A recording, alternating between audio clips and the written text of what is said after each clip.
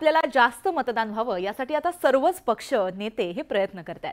त्यासाठी नेत्यांकडून अनेक फंडे वापरले जातात। छत्रपती संभाजीनगरमध्ये असाच एक फंडा वापरला गेलाय।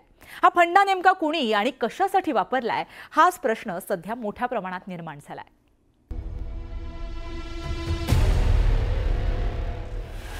छत्रपती संभाजीनगरमध्ये कुतूहल आणि संभ्रमाचा विषय ठरलेले हेच ते बॅनर। पण हे बॅनर लावले कुणी याचा साधा उल्लेख सुद्धा या बॅनरवर नाही। बरं, बॅनरवर जो मजकूर लिहिलाय ना त्याचा उलगडा सुद्धा कुणाला धड होत नाही। पण बॅनरवरच्या मजकुरावरून सर्वच पक्ष आपापल्या पद्धतीने फायदा आणि नुकसानीचं गणित मांडू लागलेत। मी तर 100% मतदान झालं पाहिजे याकरता आग्रही आहोत। आम्ही त्याच्याकरता अनेक दिवसापासून, आज नाही मागच्या 6 महिन्यापासून, लोकसभेपासून आम्ही प्रयत्न करतोय की मतदान वाढलं पाहिजे म्हणून, आणि सरकारही प्रयत्न करते। सरकारने सगळीकडे बोर्ड लावलेले आहेत। सरकारी तुम्ही बघाल तर अनेक होल्डिंग सरकारचे आहेत की 100% मतदान झालं पाहिजे म्हणून। मग जर 100% मतदान होत असेल असा जर त्या बॅनरचा अर्थ जर घ्यायचा तर ते पॉझिटिव्ह समजलं जाईल।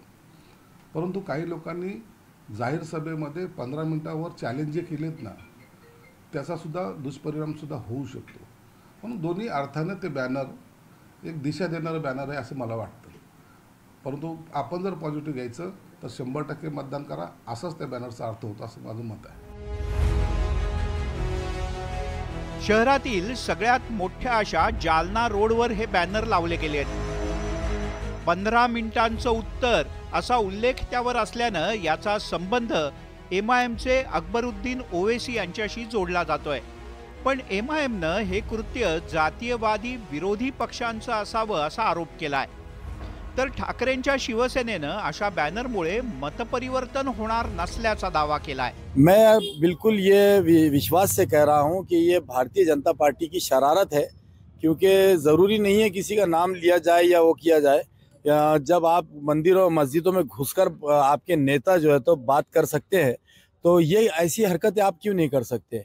15 मिनट से मतलब क्या है आपका? कसलं 15 मिनिट आणि कसलं 10 मिनिट लोकशाही आता कोणात 15 मिनिटातही काही करायचा दम नाही, कोणात 1 मिनिटातही काही करायचा दम नाही। या सगळ्या गोष्टी आहे, हा सगळा जातीवाद आहे, हा सगळा धर्मवाद आहे। मला असं वाटतं लोकशाही हेतून आपण काम केलं पाहिजे, लोकशाही हेतून आपण मतदान केलं पाहिजे। निवडणुकीच्या काळात नेते आणि राजकीय पक्षांकडून अनेकदा संभ्रम निर्माण करणारी विधानं आणि जाहिराती केल्या जातात।